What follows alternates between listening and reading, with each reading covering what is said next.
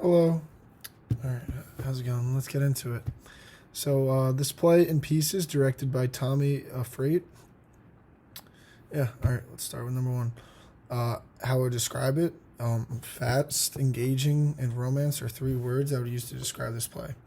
The play is fast because it follows eight people seeking love in many different ways. Engaging puts it simply. I was constantly wondering what would happen next and enjoyed the songs. Lastly, romance was a very big aspect in this play, as everyone was looking for love. The creator of the play is Joey Contreras. For my viewing and interpretation of the play, I was able to identify this play as a tragic comedy. I'm reluctant to say this because I only recently learned this word in classes here. However, I feel like it specifies the play correctly. The play contains scenes of laughter as well as depression and sadness.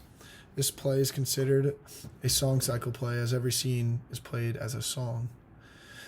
A song that I specifically remember from the first half of the play is Ohio. Back to some background information about the song. Two guys, I believe Gray and Charlie, began singing in Charlie's bedroom, the nerd. The guy with the blonde hair, Gray, comes in and is visibly shaken. The climax of this part can be seen as when Gray starts singing very loudly about his addiction and love/fear for the guy he kissed, Charlie.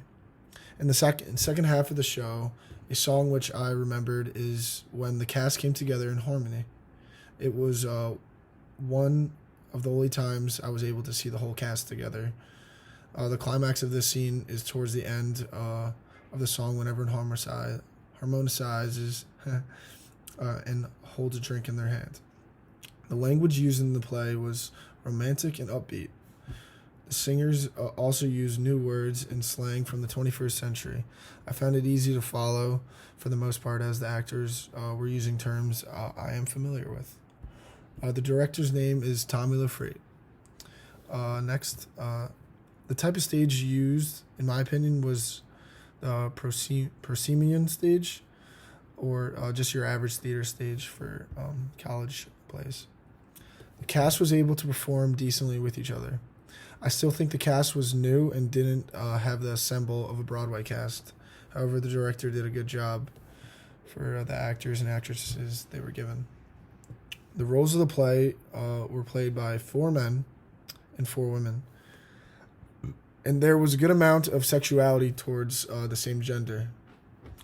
Even though there wasn't diversity of race, there was diversity of male and female and different sexualities.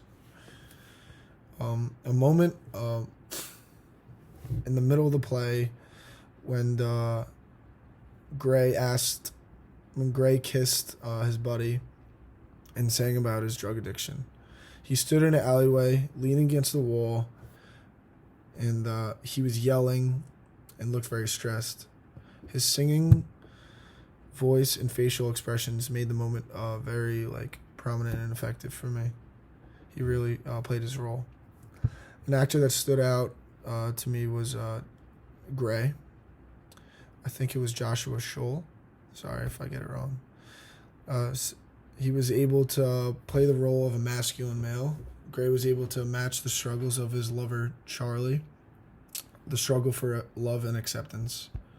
There was a part in the play when the two were hanging out and then proceeded to make advances towards each other. They held hands and ended up kissing each other. They show their love for each other for the first time, and this shows Gray's swagger, kind of. Gray showed weakness when he was talking to Charlie, and he also showed weakness when he had his hesitation whether or not to give Charlie a chance at love, because he was very masculine, but he was finding true love. I think the acting here was superb, and was surprised by his singing ability compared to the rest of the cast. He was one of the better ones, to be honest. Caddy Vitale is the lighting assistant and board operator. Next, the overall design of the play was places where college students interact, such as cafes, a bedroom, outside a dorm, a bar, and a store. Just some of these locations, all these locations had ominous lighting had ominous lighting. I don't know what I said there. A lighting moment, which struck me as when the actor and actresses were singing, is when an actor and actress were singing a song that ended up harmonizing together. The song was about their love and mistakes they made along the way. The guy ends up ending it with the girl, and she is very distraught. Of course. The lighting was very interesting because it was dark. The lighting will differ whenever a new character sings. A spotlight would be on the guy when he sang, and not when he and it wouldn't be when he stopped singing. This would be the same situation for the girl. When she sang, she had the spotlight, and when she didn't, she didn't. Something that was interesting about the lighting choice was how well the spotlight effect works. It shows separation when the lights are not together, and it shows harmony when the lights come together. This really warms my heart in some ways.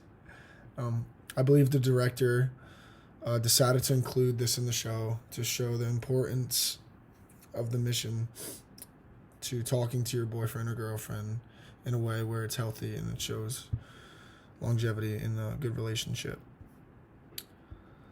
A second design choice was made by Caddy during the scene where all the characters were hugging and looking cheerful at the end of the play. During this part of the play, the stage was ignited by spotlights and the vibes were high. Every scene was able to be seen in full force for the first time. No more ominous dark lighting. The lighting at the end was able to convey a sense of comfort as the characters in the play are now happy and together. The plot was decently easy to follow after the first 15 minutes of the play. During the first 15 minutes, I was very confused, and I just thought it was just different characters jumbling around. The actors were able to really embrace their roles, whether or not it was their real personality, whether or not they were gay, or that's just one aspect of it. The designers did a good job in conveying important emotions in every scene. Freight was able to do this through costume, lighting, and set design. The production was able to convince the audience about love and lust.